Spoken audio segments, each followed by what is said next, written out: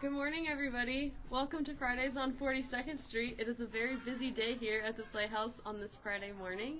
I'm Katy Merriman. Thanks for joining us. I am outside one of my favorite rooms in the Playhouse that a lot of you probably haven't seen. It's the Roar. We lovingly refer to it as the Room of Requirement, which is a literary reference to those of you who read those books. But we call it that because the Room of Requirement in literature is a room where whatever you need appears. And this is a room that all our PIPs, our people involved in our peer internship program, and our summer interns use a lot. It has every possible supply you might possibly need for a class. Maybe you can even hear some of our classes going on over here in the background. But I'm going to take you in here and we're going to find some PIPs to talk to, okay? So, hey guys, how's it going? Patrick didn't know we were going to do this, so his is a surprise visit. But these are three of our summer pips, Lily, Claire, and Paige. They're working on shows, they're working on classes this week.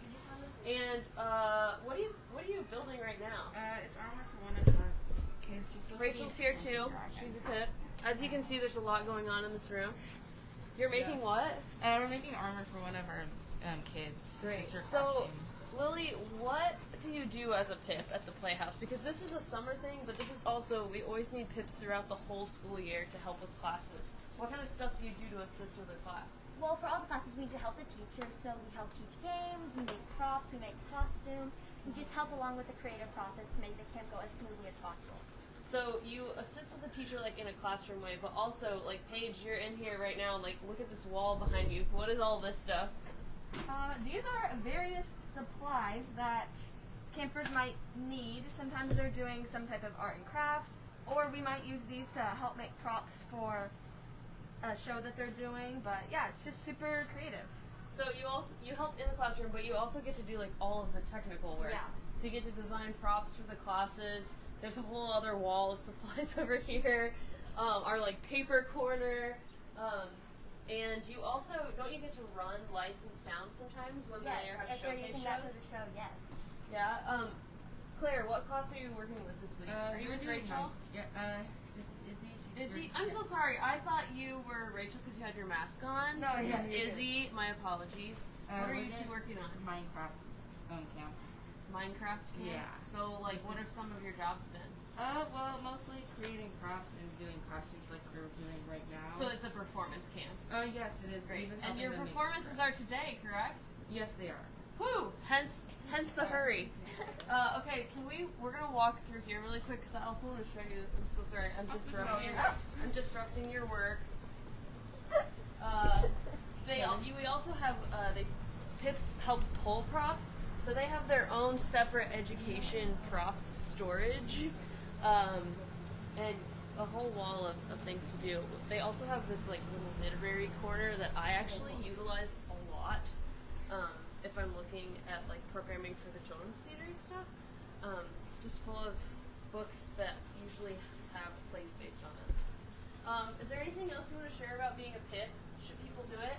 Yes, it's super fun. It's a super fun way to get involved with theater, with the more creative process, and helping out without actually being on stage. And you get to learn a lot more things about making props and doing lighting like we talked about.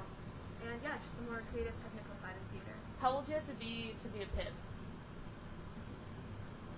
That is a really good question. Well, okay, great. Are you middle school and high school Yes. age people? Yes. Great.